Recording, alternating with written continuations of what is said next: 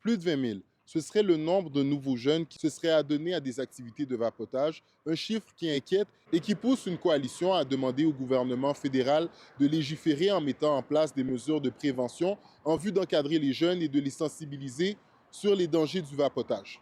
C'est donc un chiffre astronomique et c'est ça que les gens doivent réaliser. Puis en quelques mois seulement, on en a de plus de 20 000.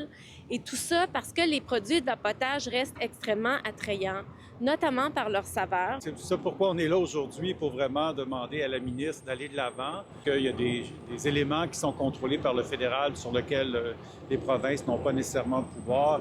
Et vraiment un contrôle pan-canadien est absolument nécessaire. Fruits des champs, ici, raisin, et vous voyez donc c'est quand même assez facile de se procurer des vapoteuses avec des saveurs, même si théoriquement c'est illégal. Mais la majorité des gens fument avec saveur, selon moi. Celle qu'on vient de voir est la docteure Marie-Ève Morin, qui est à la fois médecin de famille et autrice du livre Dose ta vie, qui rappelle les dangers du vapotage, de même que ce qu'elle qualifie de fléau. Ben, je pense aussi que c'est un fléau. Est-ce que les jeunes vont allumer dans le bon sens si à un moment donné, il y a un jeune qui a une complication majeure physique, un décès, un syndrome pulmonaire aigu? Est-ce que malheureusement, ça va prendre ça? Peut-être. Qui de mieux que des adolescents pour nous parler du vapotage et de ses effets? C'est donc des jeunes que je m'en vais rencontrer dans un quartier de Montréal pour nous parler de leur réalité. Pourquoi tu vapais? Parce que je pensais que ça pouvait m'aider pour certaines choses, mais au final, au fil du temps, j'ai compris que c'était un truc qui m'empêchait à évoluer dans la vie. Qu'est-ce que tu veux dire par t'empêcher de t'évoluer? En quoi ça te nuisait? D'un côté, ça m'enlevait un peu, tu vois, du cardio, quoi que ce soit. Et ouais, et là, j'ai arrêté en me concentrant sur d'autres choses, lire des livres ou sortir dehors, prendre de l'air, respirer de la bonne air. Et ouais. Et t'as quel âge? 16 ans. T'as 16 ans, puis tu vapes? Ouais. Depuis combien de temps tu vapes? 3 ans. Pourquoi t'as commencé à vape? Je voulais voir c'était comment.